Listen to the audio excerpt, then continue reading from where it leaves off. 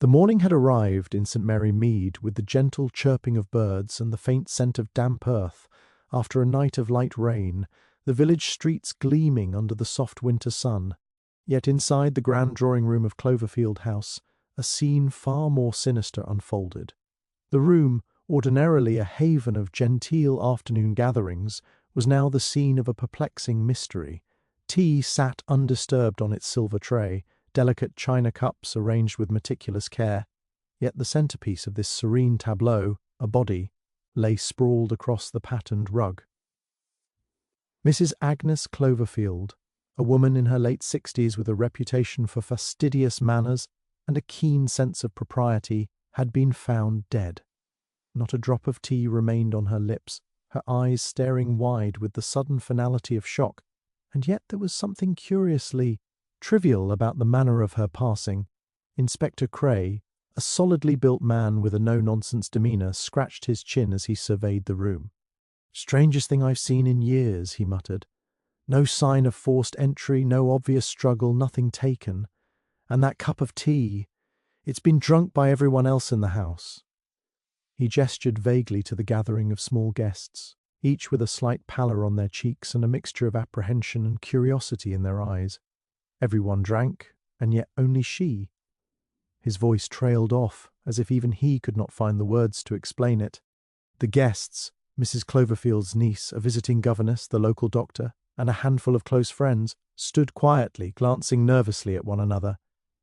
Their expressions were polite yet tense, the genteel etiquette of tea-time failing to mask the undercurrent of unease. Each claimed to have enjoyed the Earl Grey with the same casual pleasure as always, unaware, or so they insisted, of anything untoward. And yet, here lay the matriarch of the house, gone in what seemed an instant, leaving behind a mystery that defied logic.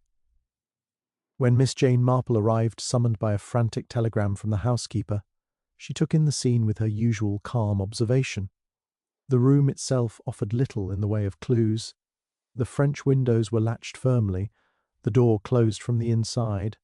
The servants had heard nothing unusual during the night, yet her eyes lingered on small details, the faint trace of a floral perfume in the air, the subtle smear of a dark substance on the edge of the tray, and the peculiar positioning of the teacups, as if they had been placed in some intentional, almost ritualistic pattern.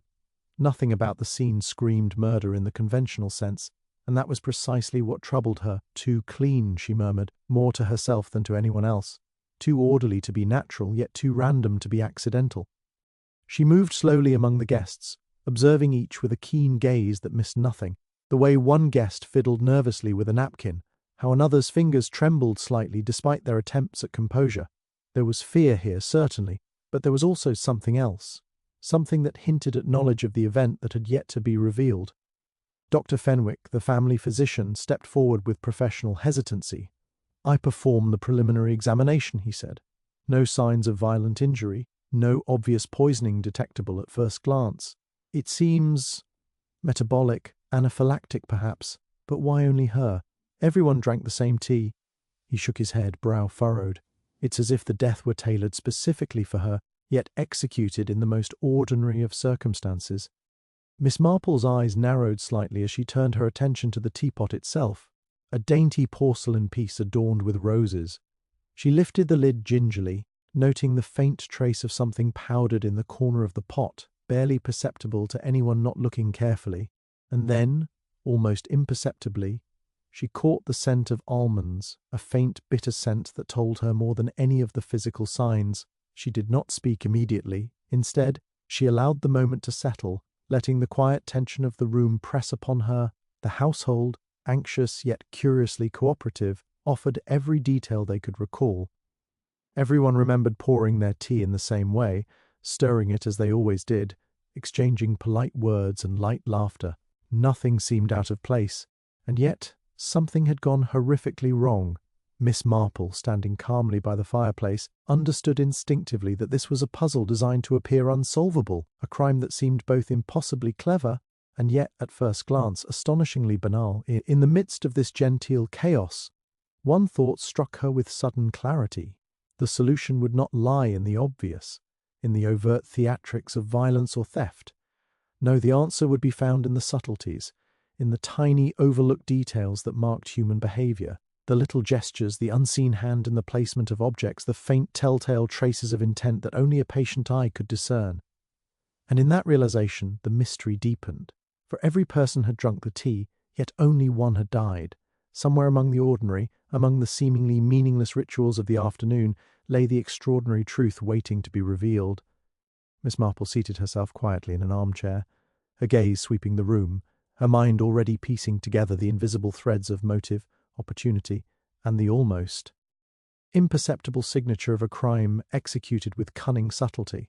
In St. Mary Mead, appearances were everything, and she knew, with the certainty that comes from a lifetime of observation, that the unassuming afternoon tea had become the stage for a death both meticulously plotted and profoundly intimate, a puzzle that only she could hope to solve. Miss Marple's eyes roamed the room with the unhurried patience of someone accustomed to seeing what others failed to notice, while Inspector Cray barked instructions at the housekeeper, urging her to recount every movement in the house over the past 24 hours. Miss Marple lingered at the fringe of the group, her hands folded neatly in her lap. The inspector, confident in the authority of routine police procedure, checked the obvious: windows, doors, footprints, even the kettle.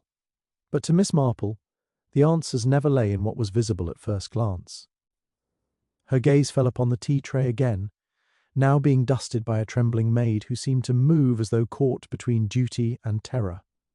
The tray's ornate surface bore a faint ring of moisture, more than what could have come from casual use. Leaning slightly, Miss Marple noticed that one teacup, the one closest to the deceased, had been nudged slightly forward, almost imperceptibly, leaving a narrow arc of the polished table beneath it untouched. Such a detail might have seemed trivial, but in her experience trivialities often carried the heaviest weight in matters of human intent. She then turned toward the guests, each standing stiffly along the perimeter of the room. The governess, Miss Linwood, shifted uneasily, her eyes flicking toward the fireplace every few seconds, as though drawn by some silent signal.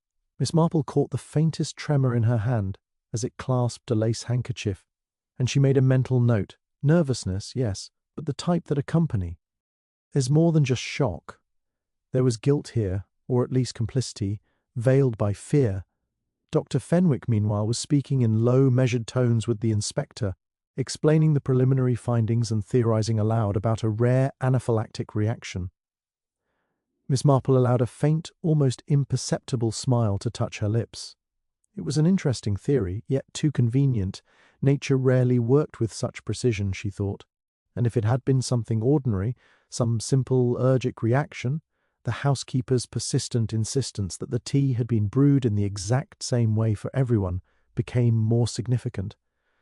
Her attention drifted to the small cabinet in the corner, a piece of dark oak with delicate carvings where the finer china was stored. One drawer, slightly ajar, seemed almost casual in its imperfection, yet something about its angle struck her. Upon closer inspection, she noticed a faint smudge along the edge. Fingerprints, no doubt, but hurried and incomplete, as if someone had been in a rush or wanted it to appear untouched. The cabinet had not been in use recently, yet a cup had been taken from it, she suspected, and returned in haste. Miss Marple's thoughts were interrupted by a sudden, quiet cough from Dr. Fenwick. She turned just in time to see his eyes dart toward the governess, and then immediately away as if he had glimpsed something he wished to hide. She filed it away. The doctor was cautious, careful, but human. Humans made mistakes, even when trying to appear meticulous. She also noted the housekeeper's uneasy glances toward the same pair of hands, the same nervous shifting. There was a connection forming, one subtle yet telling, woven through gestures and expressions that the official investigation was too rigid to catch.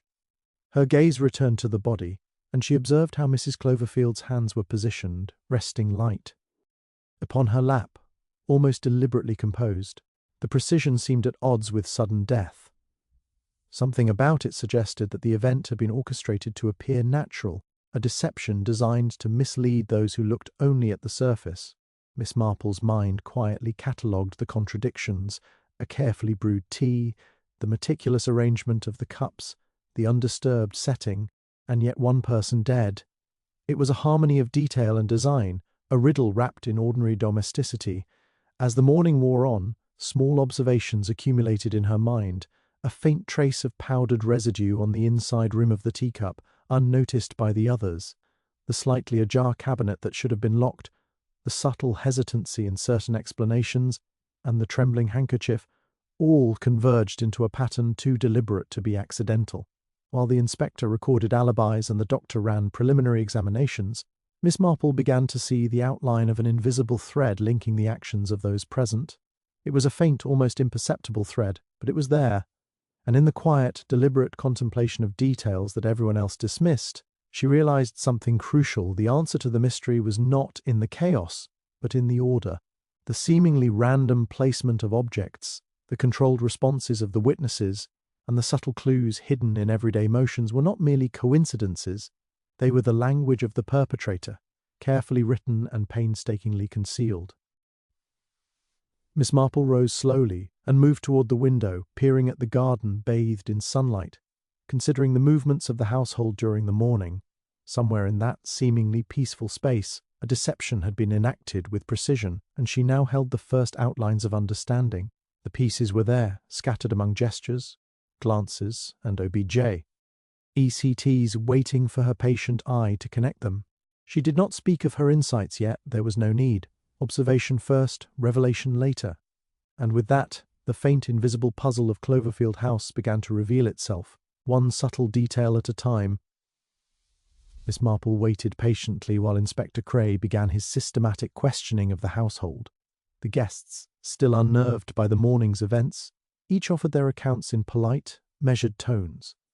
On the surface, their statements seemed straightforward, almost mundane, yet Miss Marple had long learned to read between the words, in the pauses and the carefully chosen phrasing, in the slips that reveal more than the truth itself. The first to speak was Miss Linwood, the governess. "I arrived just before tea," she said softly, and was shown to the drawing-room. I poured my own tea, of course. I did not touch anyone else's cup. I only—" She hesitated, glancing toward the body with wide eyes. "I only followed Mrs. Cloverfield's instructions." Her tone was anxious, almost defensive, and Miss Marple noticed how her fingers fidgeted with the lace on her cuff, a subtle tremor betraying nerves that went beyond simple shock. Next came Dr. Fenwick. "I examined Mrs. Cloverfield immediately upon discovering her," he began, his voice careful, professional. "I saw no external injuries, no struggle. I spoke with the others to ascertain if there was anything unusual about the tea." He paused, eyes flicking momentarily to the governess, and continued, "Everyone drank from the same pot, as far as they told me. Nothing should have caused her death, yet—" His voice trailed, and Miss Marple made a quiet note of the slight, almost imperceptible tightening of his jaw, the micro-expression that suggested concern over more than just medical puzzlement. The housekeeper, Mrs. Green, spoke next, her voice trembling with a mixture of fear and loyalty. "I always prepare the tea myself," she insisted, wringing her apron. "Every cup, every pot, exactly the same. I can't understand it. I saw no one else near the tea before it was served. I would never—" Her eyes darted toward the governess and then the doctor, as if seeking reassurance or perhaps testing their reactions. As the questioning continued, small inconsistencies began to emerge.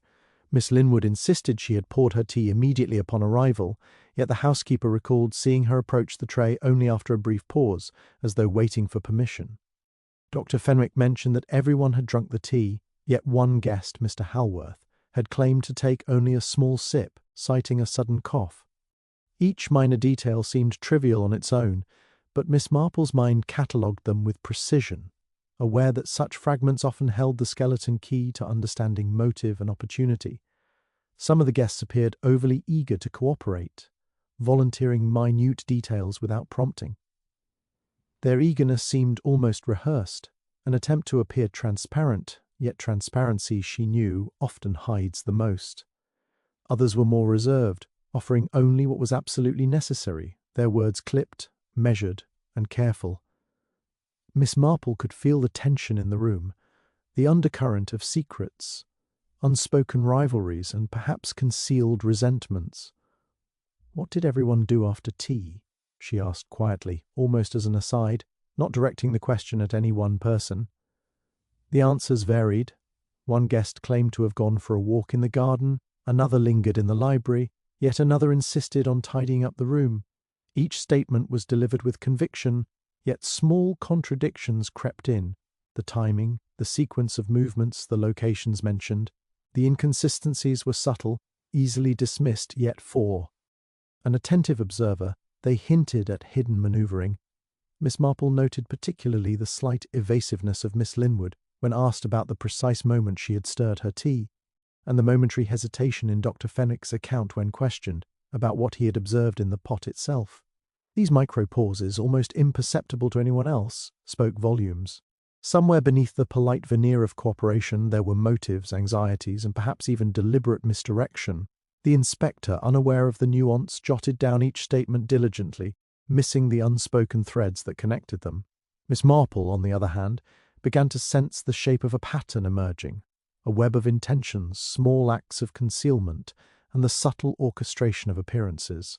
The voices of the household, each slightly off from the others, were not merely recounting events. They were framing them, choosing what to reveal and what to obscure. And in those careful selections, in the silences as much as the words, lay the hidden motives that had turned an ordinary afternoon tea into a scene of death. Miss Marple leaned back in her chair, allowing the conversation to continue around her, her sharp eyes and patient mind absorbing every nuance. The discrepancies were faint, yet they were real, and she could feel the invisible currents of truth beginning to pull into focus. Each statement, each slight deviation, was a clue, a deliberate stroke in a larger hidden design, and as she quietly observed the interplay of words, gestures, and glances, she realized that the first whispers of deception had already begun to reveal themselves, shaping the path that would ultimately lead to the truth. Miss Marple remained quietly seated, letting the inspector and the household continue their meticulous recounting of the morning. As each voice added another layer of detail, she began to turn the threads of human motive over in her mind, weighing them against the subtle clues she had already observed. On the surface, everyone had a plausible reason to be innocent. Yet the more she listened, the more she understood that motive rarely wears its face plainly. It often hides behind polite manners and carefully measured words. Mrs. Cloverfield had not been a woman to make herself universally loved. Her sharp tongue, her insistence on propriety, and her penchant for managing the lives of those around her had left quiet resentments simmering beneath the genteel veneer. Her niece, young Miss Evelyn Cloverfield, though outwardly composed, had long chafed under her aunt's exacting expectations. A small inheritance, not yet formally willed, hung like an unspoken promise in the air, and Miss Marple could sense the almost imperceptible mix of anxiety and desire in Evelyn's eyes as she recounted the tea-time events. Miss Linwood, the governess, had her own undercurrents. Polite and conscientious, she seemed anxious almost to the point of alarm. Yet Miss Marple detected a subtle tension between her and Mrs. Cloverfield in the past weeks. Small disagreements over the management of household matters, a few pointed remarks that the others might not recall, and the faint resentment she carried towards someone of wealth and influence all suggested a motive wrapped in restrained frustration. Dr. Fenwick's calm professionalism belied a different kind of tension. He had been entrusted with the family's health and confidences for years, yet there were murmurs among the staff of minor disputes over fees and accounts. Miss Marple had noted his careful hesitation when describing the tea, the micro-pauses that hinted he might know more than he admitted. Could professional pride or a sense of being cornered have played a role? She filed it away as a possibility, though. There was little in his demeanour to suggest outright malice. Even Mr. Halworth, a distant cousin and frequent visitor, offered subtle traces of potential motive. His financial affairs were less than sound, and his proximity to the family fortune, though nominal, was a temptation for anyone inclined to take advantage of opportunity.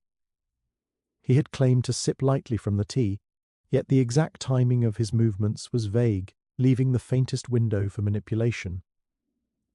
Then there was the housekeeper, Mrs. Green, whose loyalty was unquestionable yet carried the faintest trace of fear. She had served the family faithfully for decades, yet recent household disputes, combined with the tension surrounding the distribution of the estate and minor perceived slights, had left her anxious. It was clear she would have done nothing overtly malicious, yet even the most devoted servants sometimes act under pressure in ways their conscience struggles to reconcile. Miss Marple began to see the complex lattice of relationships forming in her mind, each interwoven with desire, resentment, and opportunity. Everyone had their reasons, some explicit, some deeply buried, some justified, some petty. The challenge was not merely to identify who had a motive, but to discern which motives intersected with opportunity, subtle manipulation, and the unusual circumstances of that fatal cup of tea. As she mentally organized the household's movements, Miss Marple noted that each person had been present during the serving, each had handled the teacups, each had had the chance to act in ways that could alter the outcome without detection.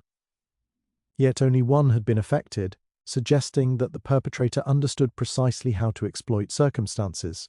The design was clever and intimate, almost surgical, yet executed under the guise of ordinary domestic ritual.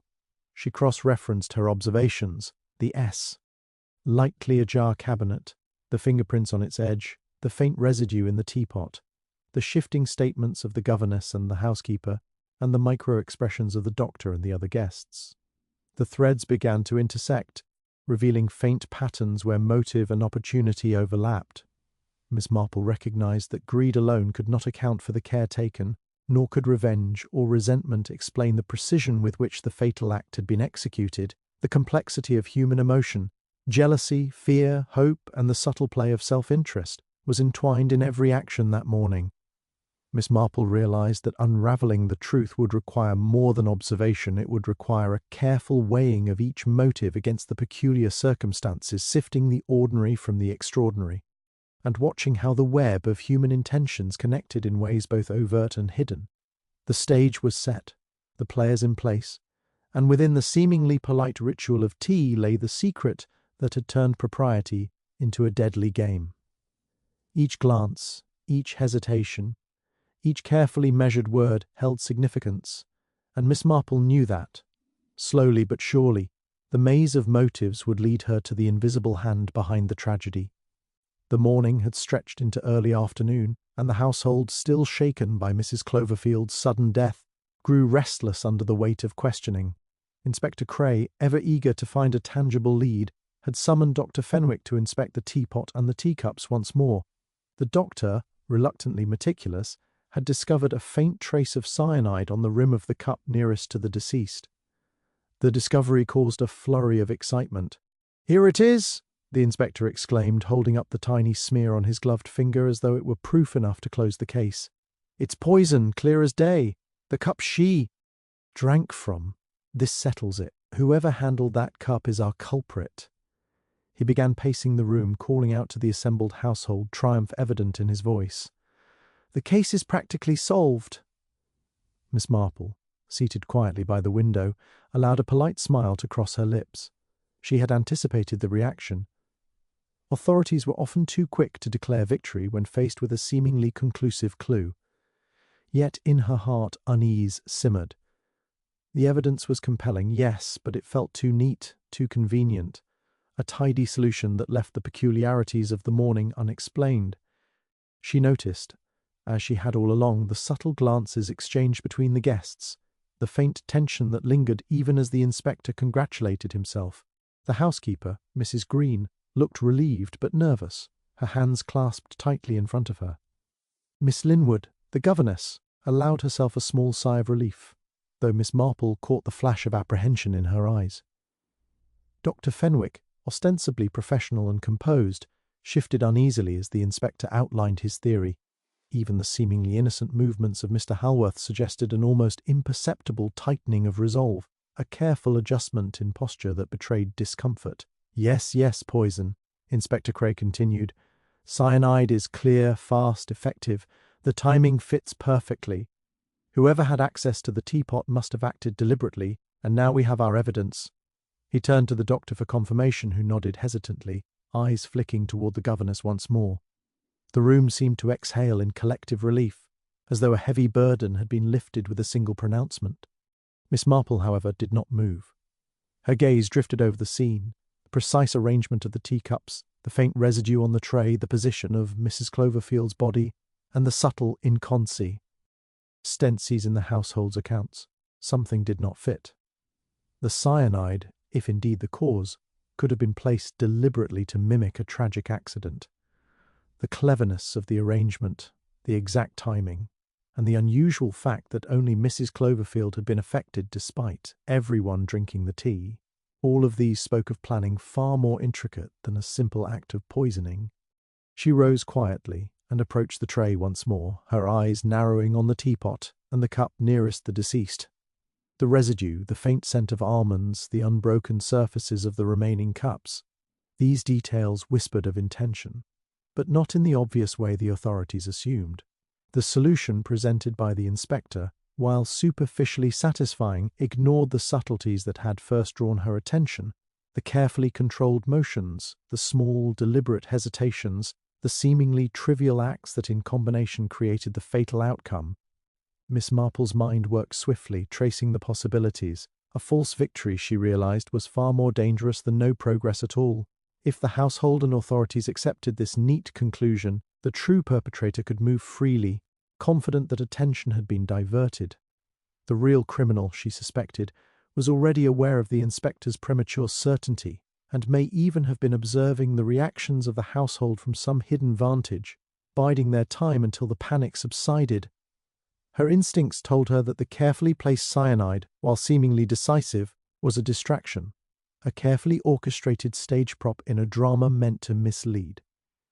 Whoever had planned this crime understood the human tendency to grasp at the first plausible explanation, to celebrate a tidy conclusion without questioning anomalies. And that, Miss Marple thought grimly, was precisely the moment when the real danger cooled. Strike again. She returned to her chair, her eyes lingering on the assembled household. Each person's posture, expression, subtle behavior spoke volumes: nervous relief, hidden guilt, or fear of accusation.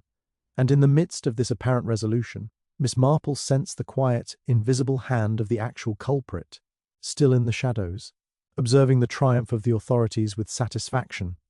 The victory was false, the threads of deception unbroken, and the true unravelling of the mystery had yet to begin.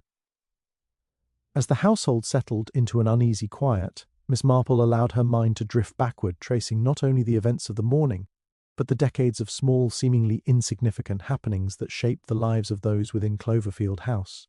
Often, she had found, the past holds more sway over the present than any immediate motive. In this case, the clues of today's tragedy were likely anchored in yesterday's events, obscured by polite manners and unspoken grudges.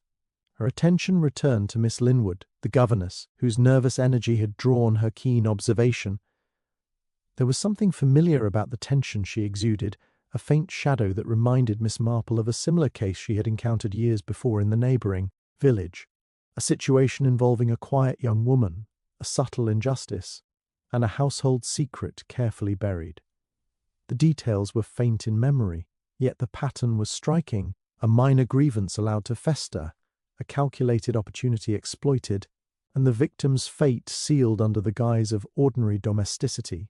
Miss Marple rose, quietly moving toward the sideboard where a small collection of family albums rested.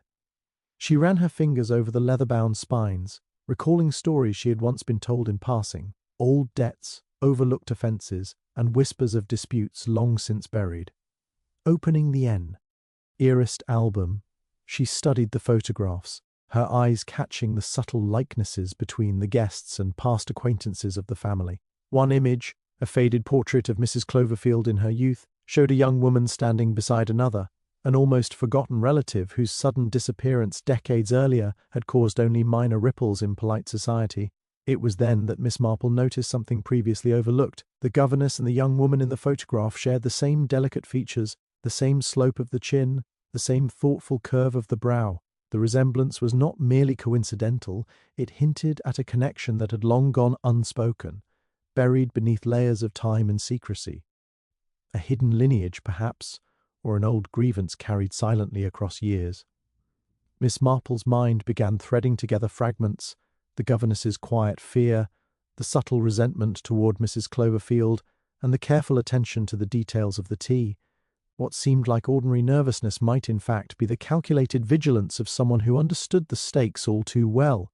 Even the other household members, seemingly innocent, began to form part of this pattern. Miss Evelyn's unease, though plausibly attributed to inheritance anxieties, might also be coloured by long-held family tensions, inherited grudges, and the faint echoes of disputes that had never been resolved. Dr. Fenwick, with his careful professionalism, had long been involved in the family's affairs, quietly navigating financial and personal entanglements that might now bear unexpected relevance. Miss Marple reflected on the cyanide found in the cup.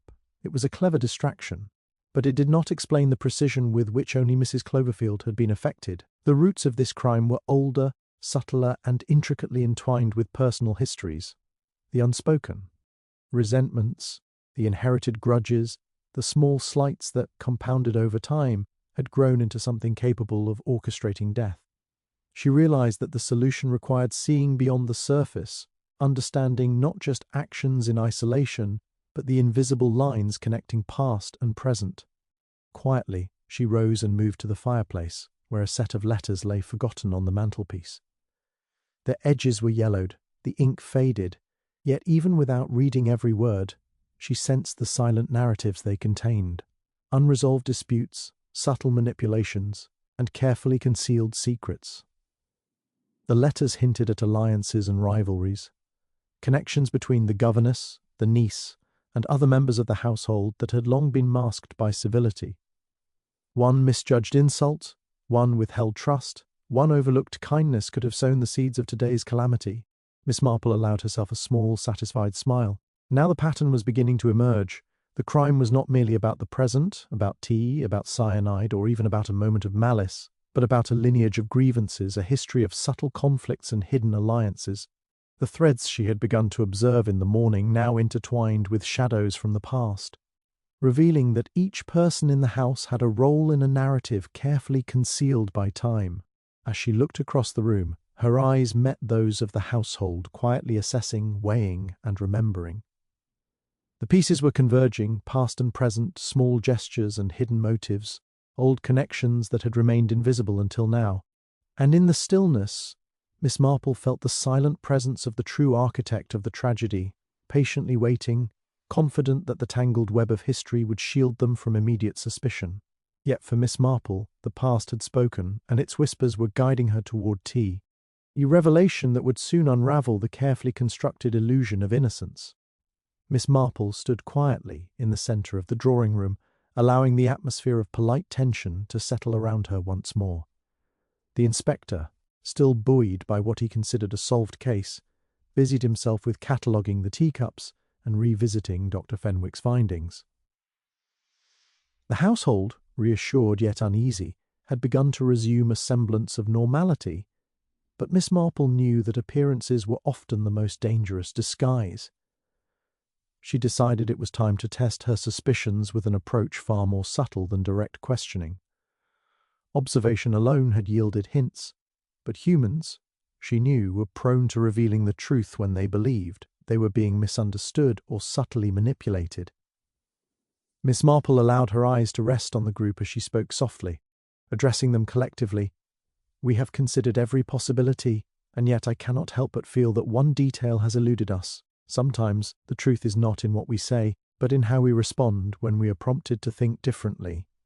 She gestured toward the teapot and cups, drawing attention casually, as if in conversation rather than accusation.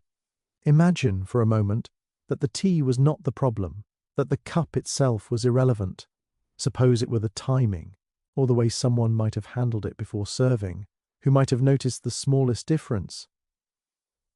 Her tone was gentle, almost playful, but her eyes scanned the room carefully, noting reactions with the precision of a hawk. The household shifted under her gaze. Mr. Halworth's hand twitched at his side, a subtle movement almost invisible yet enough to catch Miss Marple's attention. Miss Linwood, the governess, blinked rapidly and lowered her gaze, fingers clutching her handkerchief more tightly. Even Dr. Fenwick's composure seemed slightly strained, as if he were recalculating the morning in his mind. Each reaction was telling, yet it was the governess who drew her attention most acutely. Her nervousness was no longer merely anxiety but edged with fear. Miss Marple continued, "Sometimes people focus on the wrong object entirely.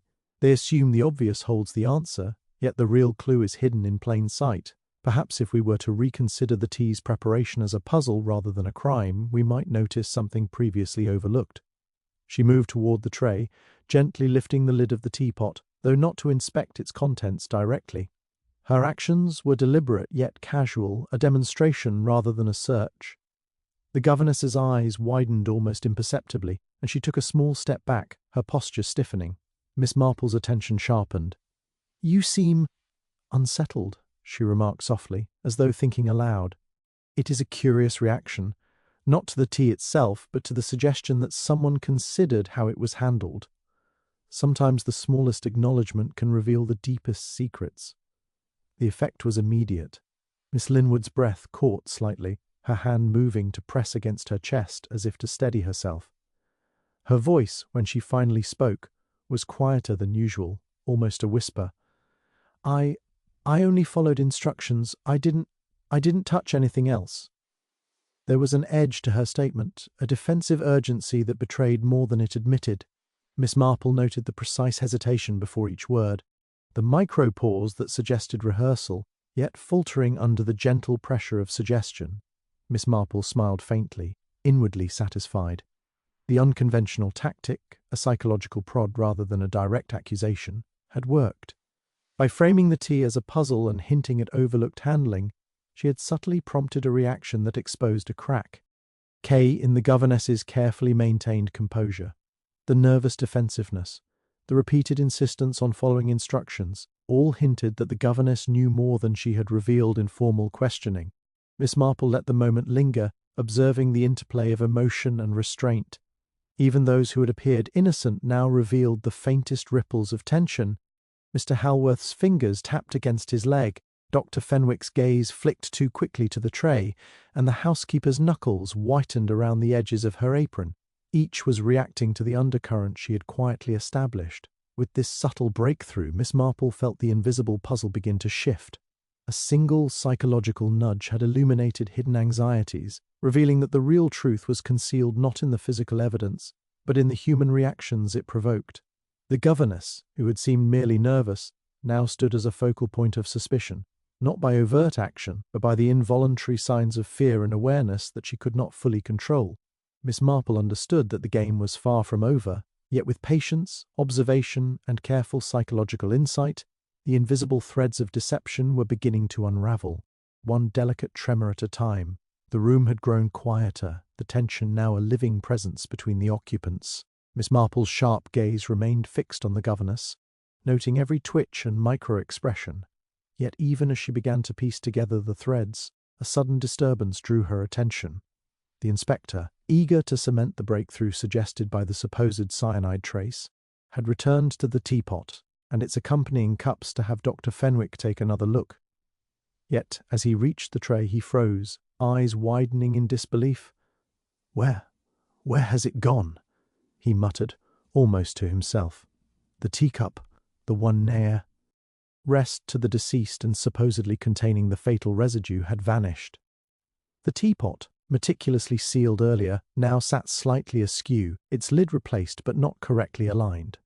The inspector's hand hovered uncertainly over the table, and a ripple of confusion passed through the household. Miss Marple's mind sharpened immediately. A vanishing piece of evidence in a case so delicately poised was no accident. Whoever had removed it understood its importance, and understood too that tampering now might redirect suspicion or delay discovery. She noted the subtle signs, the slight smudge of fingerprints on the tray's edge, faint scuff marks on the polished floor leading toward the sideboard, and the abrupt, almost imperceptible stiffening of Miss Linwood when the inspector demanded to know where the cup had gone. The inspector barked questions at the servants, but the housekeeper, Mrs. Green, insisted she had not touched it since the initial examination. "I swear, Inspector," she said, voice shaking, "I was right here the entire time. Her protest was cut short by the inspector's exasperated wave. "Then where is it? Who could have—" He broke off, bewildered. Miss Marple, however, observed the scene calmly, her mind piecing together not only the disappearance but the psychology behind it. The act was deliberate, performed by someone who knew the consequences of leaving the evidence intact. Her eyes swept over the household, the governess's anxious posture, the niece's careful avoidance of eye contact, the doctor's subtle hesitation in movement, and even Mr. Halworth, whose hand brushed the edge of a chair a fraction too deliberately. Each person was capable of acting, but only one carried the combination of opportunity, motive, and composure necessary to remove the teacup unnoticed. She approached the sideboard, lifting her skirt slightly to examine the floor. The faint scuff marks led toward a small, barely noticeable drawer at the base of the cabinet. She crouched, tracing the marks with her fingertips, noting the direction and depth of the prints. Whoever had taken the cup had placed it with care, yet hurriedly enough to leave these tiny traces behind. Miss Marple's intuition whispered that this was not the hand of someone unpracticed. It was precise, yet guided by fear of discovery. The governess, Miss Linwood, shifted nervously, and Miss Marple turned toward her, her voice gentle but firm. Sometimes it is not the disappearance itself that reveals a truth, but the reaction to it. Miss Linwood's hands twitched involuntarily, her fingers brushing against the lace of her cuffs, and Miss Marple noted the faint blanching of her knuckles. She was hiding something, she realized, and the sudden vanishing of the cup had been the perfect opportunity for a guilty party to cover their trail. The inspector, flustered and frustrated, was already barking at Dr. Fenwick to check every corner of the room and re-examine the tray. Yet Miss Marple remained quietly observant, her mind cataloguing each person's movements, micro-expressions, and evasions. The stakes had risen sharply. The missing evidence meant that the case could now be delayed, misdirected, or worse, permanently obscured. Trust within the household was fragile. Each person's loyalty shadowed by the knowledge that someone among them had taken action to manipulate the course of the investigation. Miss Marple allowed a moment to pass, letting the tension settle, then spoke softly to the inspector. "The cup has not vanished by accident. Someone removed it knowing it would alter the investigation, but that very act has revealed as much as the cup itself would have. Watch closely, Inspector. Observe their reactions, their glances, the smallest of gestures. The person who took it has inadvertently betrayed themselves simply by acting." Her eyes returned to Miss Linwood, whose shoulders had stiffened further, and to the faint trail of scuff marks leading to the drawer. Miss Marple knew that the vanishing of the teacup was not a final triumph for the culprit. It was a signal, an imperfection in an otherwise meticulous plan. The deception had escalated, and with it, the game became more dangerous, more delicate. Whoever had interfered with the evidence had underestimated the power of careful observation, and Miss Marple, with her patient, unassuming insight, was already beginning to follow the subtle trail they had left behind. The quiet of Cloverfield House had barely settled after the disappearance of the teacup, when a sudden, sharp cry pierced the drawing-room. Everyone froze. Miss Marple's eyes, already attuned to the smallest of signals, darted toward the source, a small side corridor leading to the library. The household rushed forward, Inspector Cray barking commands, yet Miss Marple moved deliberately, her mind calculating, anticipating, aware that the subtle equilibrium of the morning had just shattered inside the library. The scene was immediately alarming. Mr. Halworth, normally composed, lay sprawled across the floor, one hand clutching his chest, the other loosely gripping a fallen book. A thin, dark line marred his collar, and a faint scent of almonds, the same bitter odour she had noted earlier, lingered faintly in the air. The inspector knelt beside him, fumbling for a pulse, but Miss Marple's trained eye caught the telltale signs at once. Cyanide again, yet the method was different this time, deliberately staged to appear sudden, almost accidental, yet precise in execution. Gasps echoed around the room as the household processed the scene. Miss Linwood pressed her hands to her mouth, her earlier nervousness now eclipsed by outright terror. Dr. Fenwick bent over Mr. Halworth, trying to assess if anything could be done, his professional composure cracking under pressure. Even the housekeeper, Mrs. Green, looked on with eyes wide in disbelief, her earlier loyalty mingled with the dawning realization that the danger had not passed. Miss Marple's mind raced. The second attack confirmed what she had feared. The real culprit had not been caught and, in fact, was several steps ahead. The disappearance of the teacup had not been a mere distraction. It was a signal, a calculated move to throw the authorities off balance while the perpetrator continued their plan. This was no simple act of revenge or greed. It was a carefully orchestrated game, and she realized that the murderer's ultimate goal was still unfolding. She looked around the library, scanning for details that might have escaped the panicked eyes of others. A slight smear on the edge of the desk, faint traces of powder near the bookshelf, a chair moved slightly out of place. Each minute clue contributed to the silent narrative of deliberate intent. The pattern was no longer subtle. The escalation indicated that the villain was bold, clever, and intimately familiar with the household's routines. "Someone is manipulating everything," Miss Marple said softly, almost to herself, but loud enough for the inspector to hear. "We are dealing not with a single impulsive act, but with a mind that understands how we observe and react. This second attempt shows confidence. Whoever is responsible knows precisely how to use fear and distraction to their advantage." The inspector, flustered and frustrated by the escalation, barked at the household to remain calm, but even his authoritative voice was tinged with panic. Miss Marple, however, remained composed. She stepped closer to Mr. Halworth, noting the positioning of his hands, the subtle contortions in his posture, and the faint sheen on the floor near the corner. Each observation reinforced her growing suspicion that the attacks were less random than they appeared. They were symbolic, designed to convey control and to test the reactions of those present. Her eyes then returned to Miss Linwood. The governess, previously unnerved by the psychological prod, now displayed an almost imperceptible tightening of the jaw, a controlled breath, as if she were struggling to maintain composure in the face of mounting evidence. Miss Marple's intuition whispered that the governess, whose reactions had betrayed nervousness earlier, may be closer to the truth than anyone yet suspected. Not necessarily the perpetrator herself, but someone entwined in the design, willingly or otherwise. Miss Marple straightened, her mind already mapping the next steps. The case had shifted from solving a single contained murder to preventing further harm. The second crime made the stakes immediate, dangerous, and urgent.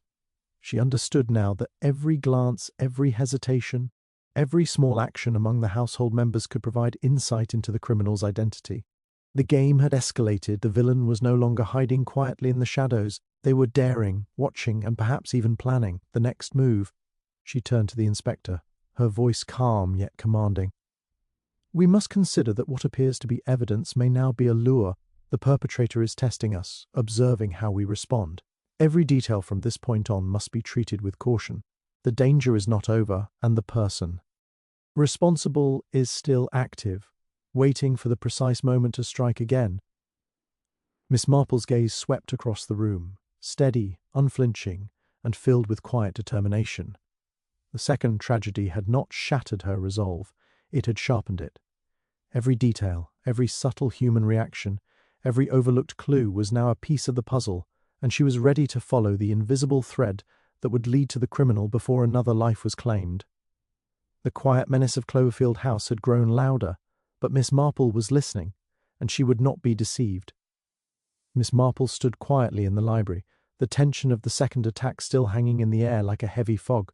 The household had grown quieter now, each person subdued by the sudden escalation, yet she sensed a subtle undercurrent of anxiety and observation. Each glance, each twitch of a hand, each hesitation revealing more than words ever could.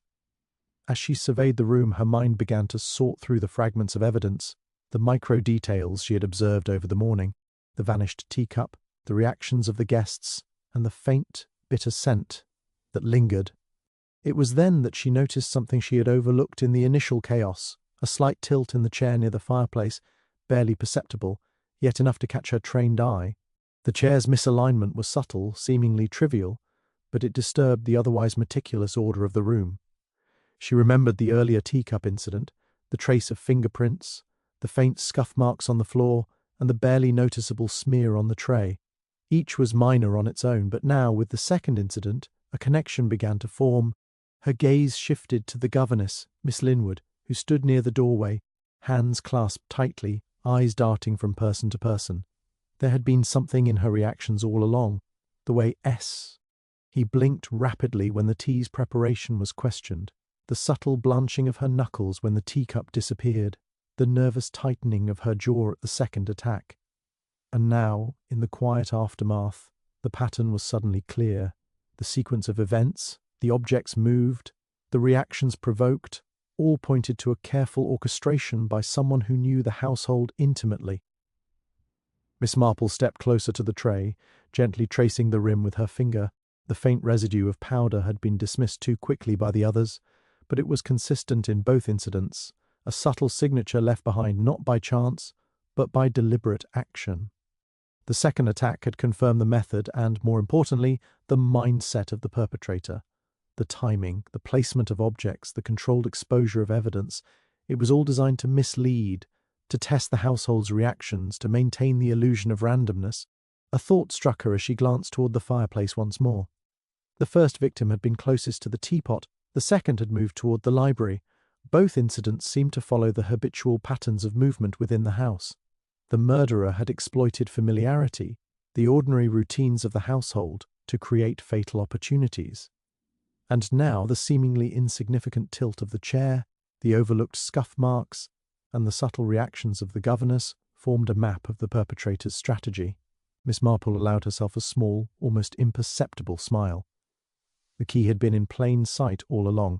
While everyone had been focused on the dramatic or the overt, the cyanide, the missing teacup, the true clue was subtle, embedded in routine, in behavior, and in objects so commonplace they had gone unnoticed. The tilt of a chair, the precise handling of a teapot, the careful choreography of reactions, all were part of a deliberate pattern that revealed not only the perpetrator's identity, but the method by which the crimes were executed. She turned slowly toward the household, her mind weaving the disparate details into a coherent whole. Each person's reactions, every gesture, every carefully measured word, now made sense in the context of the emerging pattern. The governess, whose nervousness had seemed merely anxiety at first, now revealed itself as the pivotal figure. Her intimate knowledge of the household's routines, her precise timing, and her subtle manipulations aligned perfectly with the sequence of events. Miss Marple's calm demeanour belied the urgency she felt.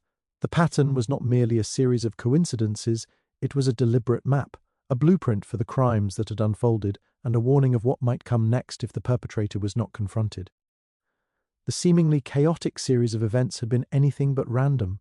The small, overlooked details, so easily dismissed, were the key to understanding the entire case, illuminating the hidden logic that connected past grievances, present actions, and the carefully concealed hand behind the murders. As she observed the room, the pieces of the puzzle fell neatly into place. The method, the motive, the subtle orchestration of human behavior all pointed unerringly toward the truth. The pattern had emerged, and with it, the pathway to exposing the perpetrator's identity and intent. Every element that had seemed inconsequential now resonated with significance, and Miss Marple knew that the final unravelling of the mystery was within reach. Miss Marple allowed the tension in the room to settle once more, her mind meticulously tracing the pattern she had discerned. Every glance, every twitch of the hand, every minute alteration in the room's arrangement, the tilt of a chair, the scuff of a footstep, the careful positioning of the teacups, now made sense in the context of human intent. Yet the question that remained, the one that would expose the heart of the crime, was why? Why had someone gone to such lengths, carefully orchestrating two deaths and manipulating the household, simply to kill and frighten? Her gaze settled on Miss Linwood, whose nervous energy had drawn her scrutiny from the first moment. The governess's anxiety was no longer mere fear of suspicion.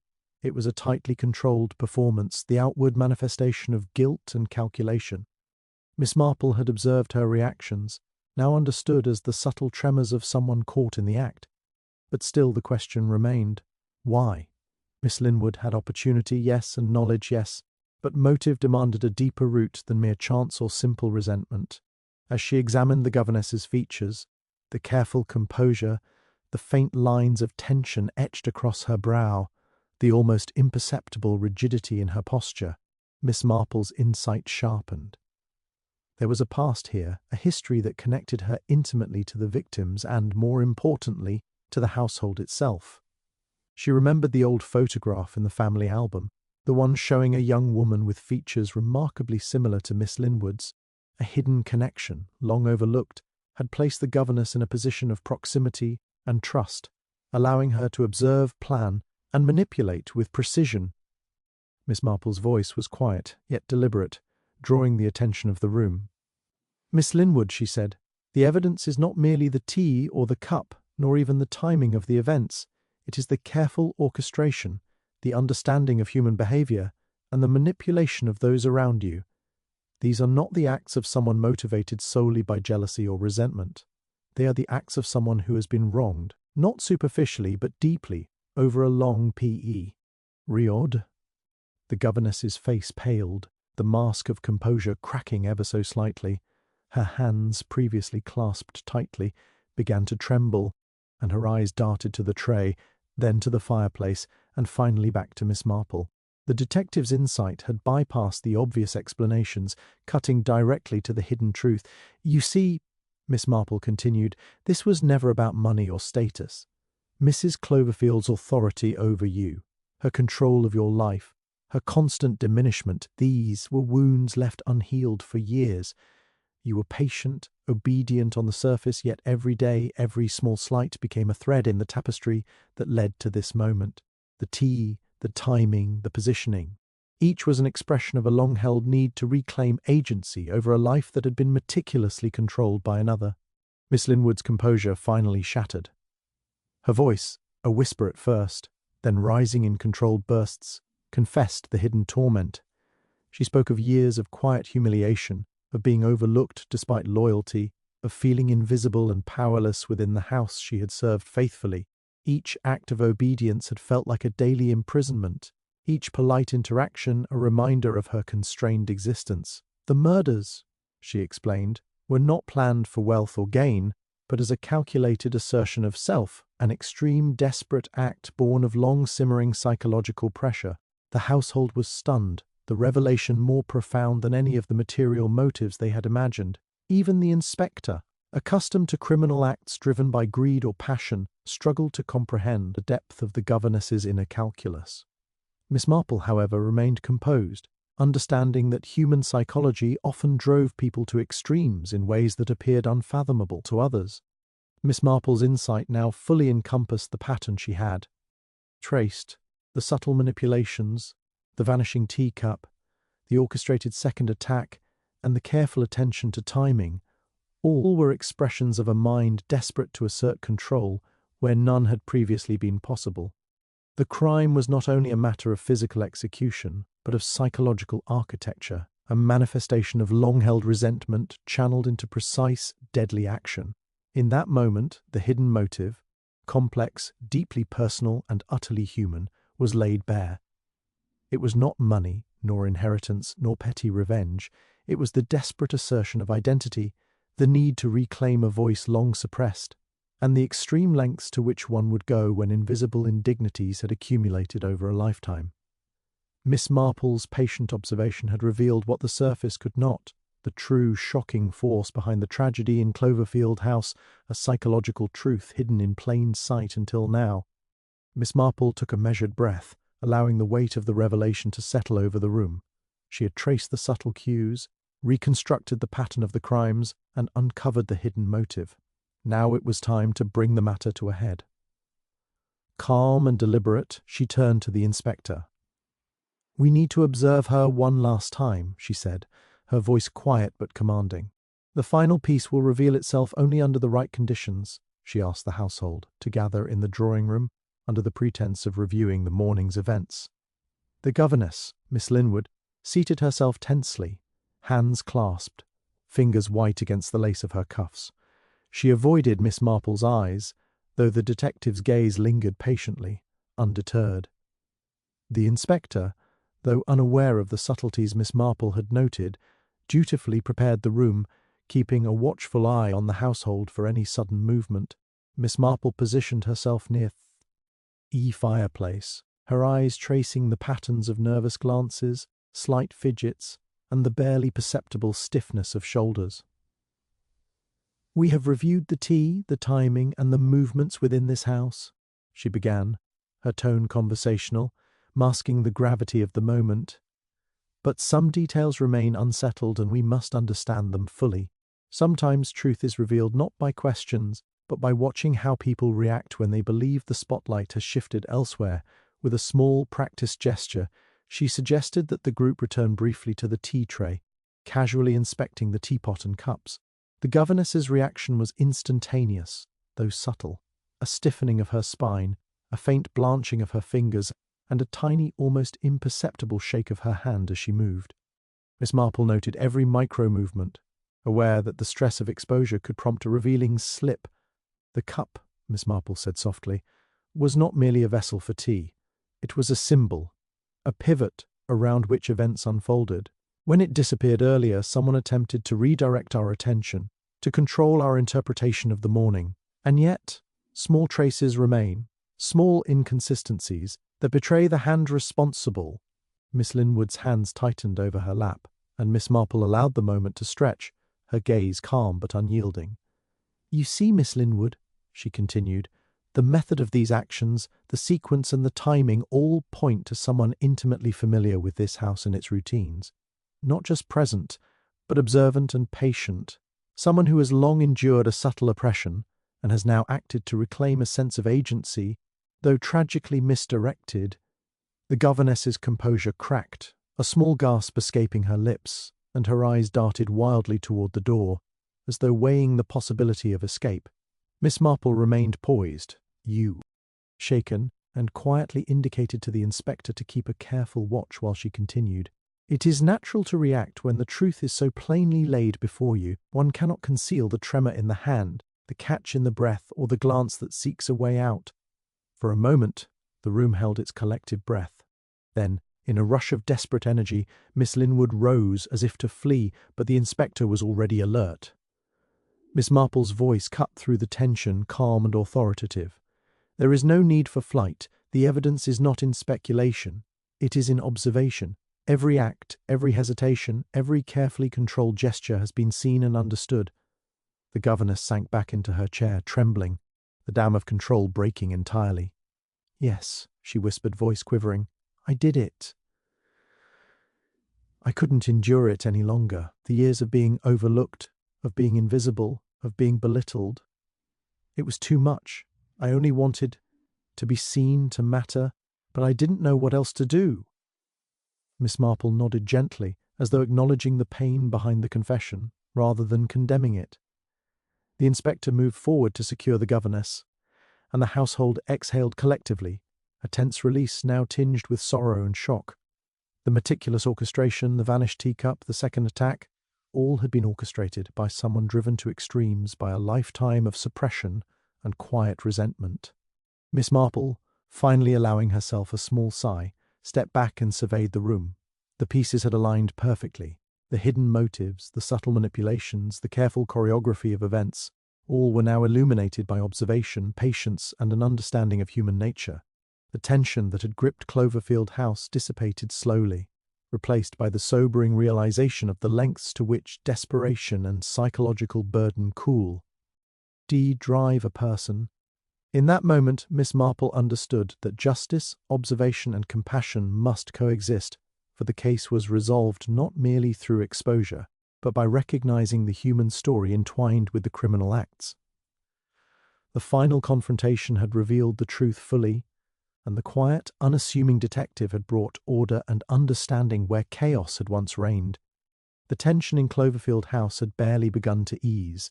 The governess, Miss Linwood, was now in the custody of the inspector, her confession leaving the household a mixture of shock, grief, and a tentative sense of closure. The teacups had been replaced, the teapot returned to its place, and the remaining household members were attempting to collect themselves, murmuring reassurances to one another. Yet Miss Marple, seated quietly by the fireplace, did not share in the sense of resolution. Something remained unsettled, a faint dissonance that only a careful mind could detect. She let her gaze drift across the familiar furniture, over the polished floors, and to the windows that framed the garden. Her attention, as always, lingered on what had been overlooked. It was not in the confession itself. Miss Linwood had admitted her actions, but in the execution, the meticulous timing, and the subtle signs she had observed that morning. One detail in particular nagged at her memory: the faint, almost imperceptible smudge of powder near the sideboard, noted during the vanishing of the teacup. Miss Linwood had confessed, yet there had been no explanation for that trace, and the pattern of her movements had not accounted for it fully. She rose quietly and moved to the sideboard, inspecting the drawer where the smudge had appeared. The fingerprint patterns she had previously traced in her mind now made more sense in a new light. Someone else had handled the teacup before Miss Linwood ever moved. It, A second hand that had gone unnoticed, a presence that had orchestrated events in the shadows. Miss Marple's heart quickened with the thrill of recognition. The case was not yet concluded, and the true mastermind had revealed themselves indirectly, through an oversight so small that everyone, including the inspector, had missed it. Miss Marple's gaze swept the room, resting on those who had remained silent and composed throughout the ordeal. Mr. Halworth recently, recovered from the shock of the second attack, avoided direct eye contact, his fingers unconsciously tracing the edge of a chair. Dr. Fenwick's expression, calm as ever, betrayed only the faintest tension in the tightening around his eyes. And the niece, Miss Evelyn, had been quietly observing, her lips pressed in a tight line, her movements deliberate, almost calculating. It was she who had moved the cup initially, who had created the perfect distraction, knowing that the household and the authorities would seize upon the convenient scapegoat. Miss Marple allowed the silence to stretch, letting the subtle tremors of reaction ripple across the room. Then, in her softest, most deliberate tone, she spoke. "It seems, my dear Miss Evelyn, that we have all been misled. The true orchestration of these events did not rest entirely with Miss Linwood, though she acted upon opportunity and pressure. The first act, the disappearing cup, the precise timing, the initial placement of the powder, was carefully designed by someone far closer to the centre of this household than we realized." Miss Evelyn's composure faltered. A flicker of colour left her cheeks, replaced by an almost imperceptible tightness around her mouth. She opened her lips, closed them again, and shifted uneasily. Miss Marple continued, calm and unyielding. "You observed reactions, guided the flow of suspicion, and allowed Miss Linwood to act in ways that confirmed your design. The cleverness of this manipulation is remarkable, but it is in fact a final piece that completes the puzzle." The household gasped collectively, and the inspector stepped forward, stunned. "Miss Marple, are you suggesting—" he began, but Miss Marple merely inclined her head slightly, her gaze never leaving Miss Evelyn. Miss Evelyn's breath caught, and for the first time, her eyes betrayed fear rather than calculation. "Yes," she whispered, almost inaudibly. I didn't touch the tea directly, but I arranged the circumstances. I knew she would act. Her confession tumbled out in fragments, exposing the hidden architect behind the morning's horrors, the subtle manipulations that had guided every action, every fear, and every misstep. Miss Marple allowed herself a faint smile, a mixture of satisfaction and quiet solemnity. The final twist had been revealed. The case was not merely about the desperation of a long-suppressed governess, but about the quiet cunning of a mind that had patiently shaped events from the shadows. The true complexity of the crime lay not in the act itself, but in the layers of intention and manipulation that had gone unnoticed until the keen eye of observation discerned them. The room was silent, heavy with shock and realization. Miss Marple, standing amidst the household, understood that the game had been far more intricate than any of them had imagined. The genius of human observation, patience, and subtlety had been tested, and in the end it had prevailed, exposing the true archite. CT behind the tragedy that had shaken Cloverfield House to its core.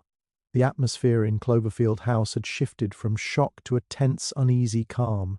Miss Evelyn's confession, whispered and trembling, had exposed the true architect of the morning's horrors. The inspector, initially stunned, now moved to secure her, yet Miss Marple held up a hand, signalling a pause. Justice, she knew, required more than mere apprehension. It required understanding, explanation, and closure for the household, and for the narrative that had unfolded in such meticulous secrecy. Miss Marple gestured for everyone to remain where they were. "Before any action is taken," she began softly, yet with a calm authority that drew every gaze, "it is important to understand how these events came to pass. Only then can justice be applied fairly, and only then can the lessons hidden in human behavior be truly grasped." She paused, letting her eyes move from the inspector to the remaining household members, and finally resting on the two individuals at the centre of the storm, Miss Linwood, still trembling from her earlier confession, and Miss Evelyn, whose face was pale with the dawning awareness of exposure. "The crime began with what appeared to be a simple act, a cup of tea," Miss Marple continued, moving toward the tray. "It was the catalyst, yes, but the real orchestration lay in the subtle manipulations, the invisible nudges that guided each reaction. The initial disappearance of the teacup, the faint smudge near the sideboard, the tilt of a chair, these were not random. They were deliberate signals, placed to provoke action and observe responses. The first person to act, Miss Linwood, did so under pressure, driven by opportunity and long-held frustration. Yet she was not the true mastermind.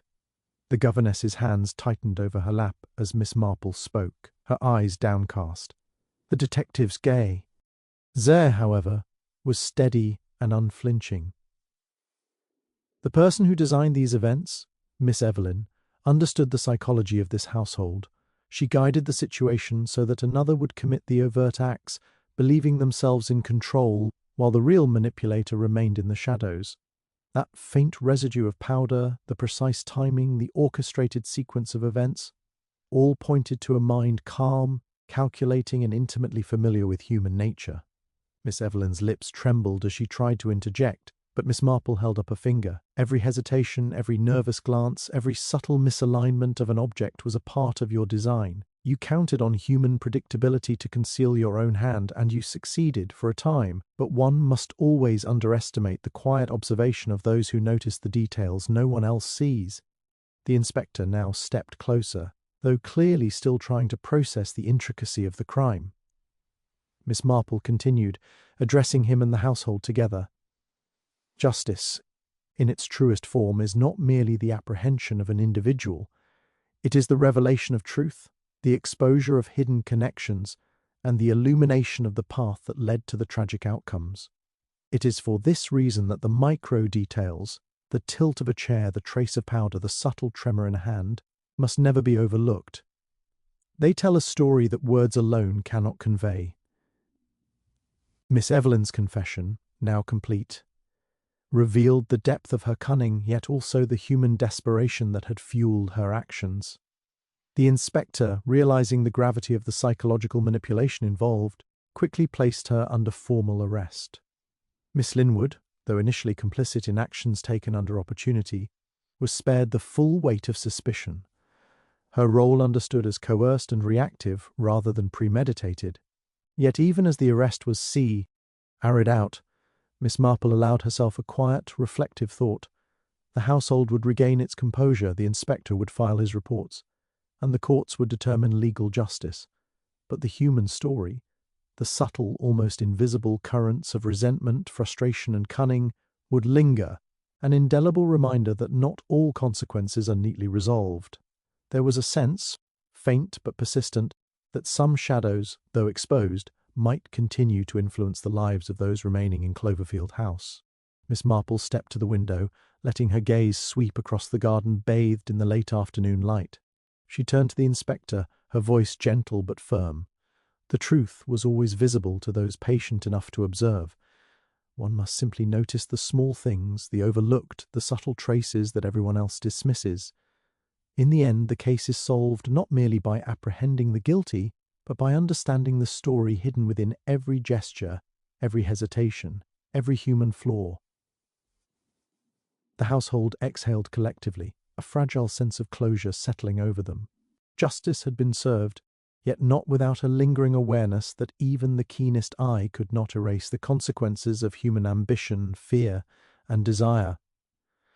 Miss Marple, as ever, remained composed, quietly satisfied that the invisible threads of the mystery had been unravelled, the final pattern revealed, and the subtle truths of human nature exposed, one last time. The late afternoon sun cast long shadows across the polished floors of Cloverfield House, gilding the furniture in a warm, deceptive calm. The inspector was busy with his formalities, carefully recording statements and securing evidence, while the household, though visibly relieved that the immediate threat had been apprehended, remained subdued, each person absorbed in their own thoughts. Miss Marple lingered by the window, her gaze drifting over the garden where the roses glowed faintly in the golden light. Yet her mind remained far from tranquil. The case had been resolved in its overt form, the crimes accounted for, the culprits exposed, but a quiet unease lingered, subtle and almost imperceptible. Miss Marple, as she often did, allowed herself to dwell on the smallest inconsistencies, the minor details that might have been dismissed by anyone else. She noticed the faint trace of powder on the windowsill near the conservatory, a spot neither victim nor suspect had directly touched. Its presence was negligible, almost irrelevant. yet she could not shake the feeling that it had been overlooked for a reason. Her eyes swept across the drawing room, noting the slight disarray of objects. An unopened letter lying innocuously on the sideboard, a teacup with a faint lipstick mark that had escaped previous scrutiny, and the folded napkin on the tray with an unusual crease. Each item seemed mundane, almost trivial, yet they struck her as deliberate, subtle messages perhaps intended to be discovered or ignored. The mind that could orchestrate such meticulous manipulation as she had just unravelled might not be content with having revealed only a portion of their design. Miss Marple stepped slowly across the room, her keen eyes following the faint smudge trail near the teapot tray, now partially hidden beneath a corner of a rug. "Curious," she murmured softly, almost to herself. The sound of her own voice was enough to catch the attention of the inspector, who glanced at her, puzzled. "Everything seems resolved, Inspector," she said, yet the world rarely offers closure without a lingering whisper of unanswered questions. The governess and Miss Evelyn had been escorted for further formal proceedings, their presence no longer dominating the room, yet the echo of their intentions. Subtly, like a shadow reluctant to depart. Miss Marple's mind traced over the day's events once more, the vanished teacup, the carefully timed second attack, the pattern that had emerged only through painstaking observation. Each piece had fit together perfectly, yet the faintest irregularities remained, whispers of design that could signal another plan, another subtle intrigue awaiting its moment. A small scrap of paper on the floor near the fireplace caught her attention. She bent to retrieve it, noting the faint handwriting, a series of numbers and letters, seemingly random, yet deliberate. It was almost certainly left unintentionally by one of the culprits, or perhaps deliberately to taunt, to hint that the mind behind the crimes was still observing, still playing, even as the authorities believed the case concluded. Miss Marple tucked the scrap into her pocket, her expression calm yet thoughtful. Such cryptic messages were the hallmarks of a mind that thrived on concealment and control, a mind that might return in another form, with another mystery waiting to be solved. The inspector approached, still unsure of what to make of the subtle, almost intangible tension lingering in the air. "Miss Marple, is there something more?" he asked. She shook her head slowly, a faint smile on her lips. "Nothing concrete, Inspector, but the small details. The overlooked smudges, the peculiar crease in that napkin, this little note, suggest that mysteries are never truly finished. The resolution we have achieved today is a form of order imposed upon chaos, but the human mind is capable of subtle surprises. One must remain watchful, for the story may not yet be complete." With that, Miss Marple adjusted her coat and prepared to depart, her steps measured, her mind alert. The household continued to settle around her, the quiet relief palpable, yet tinged with the lingering curiosity that only an unresolved whisper of mystery can provoke. She walked toward the door, casting one last glance over the room, aware that the case had reached its formal conclusion, yet convinced that another twist, or perhaps another entirely new intrigue, might emerge from the shadows when least expected. As she stepped into the garden, the fading sun illuminating her path, she carried with her the quiet satisfaction of a case unravelled, and the restless awareness that the world always held secrets just beyond immediate comprehension. Cloverfield House was calm once more, but the subtle traces, the cryptic messages, and the minor irregularities whispered that, in the life of a detective, a mystery never truly ends. And somewhere in the stillness, Miss Marple knew, another puzzle awaited,